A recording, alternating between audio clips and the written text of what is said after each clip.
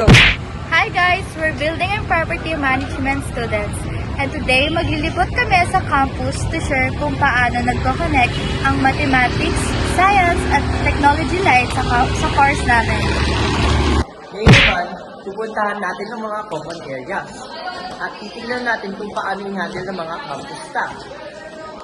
Una, napansin namin kung paano ginagamit ang mathematics sa daily operation dito. Example neto yung mga housekeeper na fixed schedule at routines para maktin lahat ng areas on time.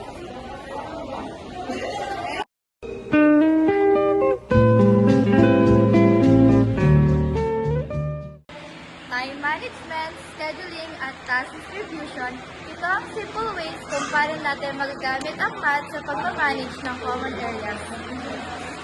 For science, napansin namin na importante talaga ang airflow at ventilation sa mga common areas, like cafeteria. So, meron din sila dito ang humidifier. May kita ang vent, ang fan, Air humidifier, pati na rin ang office space.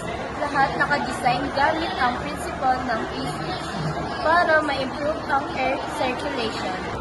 security guards are also apply science by managing crowd movement like pag-aayos ng pila sa elevator. Proper crowd flow helps avoid siksikan, improves ventilation, and keeps everyone organized. When it comes to technology naman, mahalaga ang digital system para sa campus management. Like this scanner, natatrack kung sino ang pumapasok at lumalabas sa common areas, which help with security.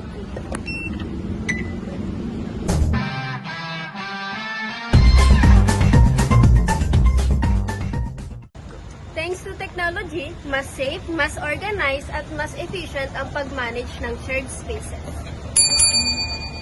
By observing the campus, mas nakikita namin kung paano na-apply yung mga subject namin sa real life. Mathematics, science, and technology living in the area are not just classroom lessons. They are tools we'll use as a future property managers. That's a day in the life as a BBM student at the University of Makati.